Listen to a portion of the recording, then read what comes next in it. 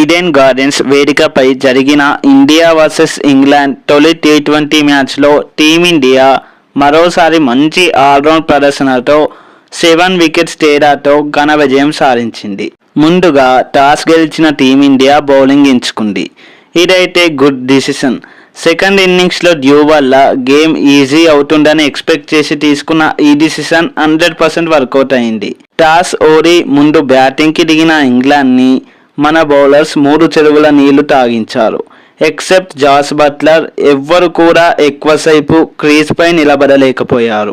Especially young talent అయిన Harshdeep Singh power ప్లేలో వేసిన 2 ఓవర్స్లో 2 వికెట్స్ తీసి టీ20 ఇంటర్నేషనల్లో టీమిండియా తరపున ఎక్కువ వికెట్స్ తీసిన బౌలర్గా రికార్డ్ క్రియేట్ చేశారు. టీ20 ఇంటర్నేషనల్కి 2022లో ఎంట్రీ ఇచ్చిన ఈ ప్లేయర్ ఇప్పటి వరకు 97 వికెట్స్ తీసి ఈ రికార్డ్ని సెట్ చేశారు. మరోవైపు వరుణ్ చక్రవర్తి కూడా 3 వికెట్స్ తీసి అదరగొట్టారు. ఎస్పెషల్లీ క్రీజ్పై సెట్ అయి ఆడుతున్న జాస్ బట్లర్ వికెట్ తీయడంలో సక్సీడ్ అయ్యారు.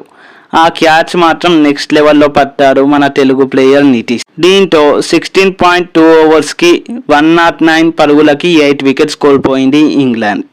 ఈ మ్యాచ్లో కాస్త ఎక్స్పెన్సివ్గా మారిన హార్దిక్ పాండ్యా కూడా చివరి ఓవర్లో 2 కీలక వికెట్స్ తీసి ఇంగ్లాండ్ని ఆల్అౌట్ చేయడంలో కీలకంగా మారాడు. మరోవైపు వైస్ కెప్టెన్ అయిన అక్షర్ పటేల్ కూడా 2 వికెట్స్ తీసి ఇంప్రెస్ చేశారు. రవి బిష్ణోయ్ వికెట్స్ తీయలేకపోయినా మంచి బౌలింగ్ ప్రదర్శన ఇచ్చాడు.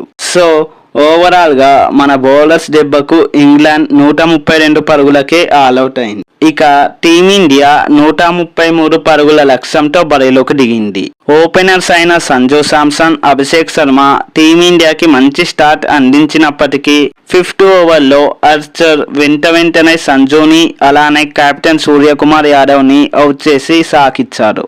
బట్ ఆర్చర్కి తెలియని విషయం ఏంటంటే ఇప్పుడు క్రీజ్పై ఉన్నది అభిషేక్ శర్మ, తిలక్ వర్మ, ఇద్దరు కూడా ఉర్రా మాస్ ప్లేయర్స్.